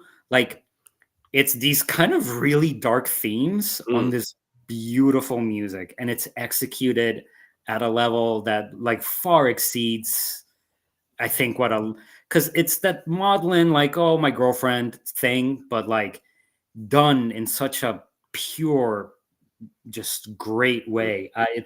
They're one of if you catch me on a weird day, they're my favorite Florida band ever. This is my favorite Florida punk record ever, depending on when you're asking me. And they kind of like fell by the wayside. Like after this, they did a 7-inch that had the same vibe that was really good. And then they did a record that got kind of like alternative sounding, like late 90s alternative sounding. And then they did a record called King Candy that sounds nothing like this. He dropped his voice by like an octave, and it's got like a weird, I don't want to say funky, but like radio rock thing to it. And it's one of my saddest moments when I listened to that record for the first time. But Hank Shaw on Nothing Personal is just beautiful, sad bastard music. It's beautiful, sad, catchy music for punks, like when you're having an emotional moment. I don't want to call it emo. I don't want to, because I don't think it falls either with like the late 80s, 90s emo, and it definitely doesn't fall in with like the other stuff from later on. But it's one of my favorite records ever. It's a one first to last song banger, and like, you know, it's funny that like when I was 20, when I was 25, when I was 35, when I was 40, I'll listen to the song where he says where the song where he's like realizing like I haven't accomplished much in life, and I'm like, oh, man, like that's written about me right now. But picture that happening like 5 times, and it's just it's a very honest record. It's very hard to do romantic feelings and sadness and insecurity without being maudlin or cheap, and this record does it. Highly recommended. I don't know that the vinyl is that easy to get, but Japanese label actually did a version of it that has this. It has that EP that has the Pat Benatar cover, and it has the 7-inch on it. Basically all the good stuff, and it's easy to get in the US. It's easy to get in Japan. Like and they have a Bandcamp. You can buy like their entire discography for like $8 or something like that. Nice. So that's my last pick. Beautiful. All right, Jay, pull one out of your big stack there. All right, I'm gonna finish it up with the. I've been leaning pretty heavily into the European stuff tonight, so I'm gonna finish with another German band. This is Laughbox with 3 Fs, 3 LAFF box. Wow. The record is called ST, and I do mean that it actually says ST on the jacket. And this is a super bizarre record in a way that just speaks to me on a very personal level. When I first heard it, I was like, I feel insane listening to this, and I love it. Like, I feel like it's it's like some Germans got a hold of some of that, like, kind of like that scene that was going on in Northwest Indiana, where lo-fi punk kids were like doing their versions of like Devo, and you had bands like Coneheads and like Liquids and stuff from like some years back, and this is just like, it's tough to describe stylistically, but I'd say it's like, the drums come in and they're playing kind of that like devolved kind of Devo beat, but it's mixing in some like really aggressive kind of like hardcore style vocals, and some really kind of like thrashy guitar rhythms and stuff like that. So it's like I said, I'm really interested in like the nexus points of like new wave and street punk and stuff like this, and this record I think is like almost like a fusion of like Devo style punk with like I said, like kind of like a thrashy hardcore kind of thing, and it's not like there'll be a thrash part and then it'll be like a like bloops and bleeps part, but like it's all happening at once, and like I said, it can make you feel crazy listening to it, and I love it, and it really it really just kind of like, it's one of those records that comes along and I'm like, this is kind of what it feels like to be in my brain. Like, and they are, I believe, for the most part singing in English, but I can't hardly make out a word of it. So I'm pretty much at a loss to know about what the songs are about for the most part. And it doesn't have a lyric sheet, or at least the pressing I have doesn't. You know what band they kind of put me in the mindset of, and not so much for the sound, but kind of the approach. You know, Alien Nose Job. Yeah. Oh, nice. Okay, good. So imagine Alien Nose Job getting a hold of like some like basement, like late 80s hardcore and kind of pushing that into their sound. Okay. It's very interesting. I love that record, but it's one of those records that I bought and I was like, I don't know when I'm going to be in the mood to listen to this much often. So it's more of a like, I'm in the L's and I'm like, oh yeah. But it's a thing. It's an experience. Yeah. That's I think the difference. That is the difference between Daniel and I, because that's like, this is like a record I reach for. Yeah, definitely. Wow. Amazing. There we have it. That's really cool. What a great show. Can I just say I had a great time tonight. I hope you guys had absolutely. Thank you for having me. Thank you. Thanks for coming on. It's been a great show. We'll probably chat a little bit after the cameras stop rolling for a little bit. Mm-hmm. Okay, I'm gonna announce next week's show. People might laugh at this because it's kind of an ongoing joke in a way. And next week's show, next Friday, March 14th, 10 p.m. Eastern. Eric Goodsback, Alceron. Love Eric. Mark Yoshitomi from Generation Records is back. For 2 years, maybe I want to say like 5, 6, maybe 7 times, I've announced that Paul Beyer is coming on the show next week. And many times people have thought I'd said Paul Bearer from Sheer Terror, which I hadn't said. Tonight, I'm proud to announce that the actual Paul Bearer from Sheer Terror is coming. Excellent. The Reverend himself is coming on the show next week. It's going to be a good time, I'm sure. That'll be great. It will be great. I'm looking forward to it. That's can't miss TV. Can't miss TV. Yeah. That'll be a quotable one for sure. I think so. All right, everybody. Thanks for tuning in. Thanks. The comments were a bit quiet tonight, but I think people were watching. They better have been watching. There'll be trouble. There'll be hell to pay if people are watching. We're going to sign off. Thanks for watching. Definitely tune in next Friday. Everybody tune in next Friday. Bye-bye, everyone. Bye-bye. Say goodbye to us. Say goodbye back. Until next Bye-bye. time. Say it back. As always, take care of yourselves. Have a good time.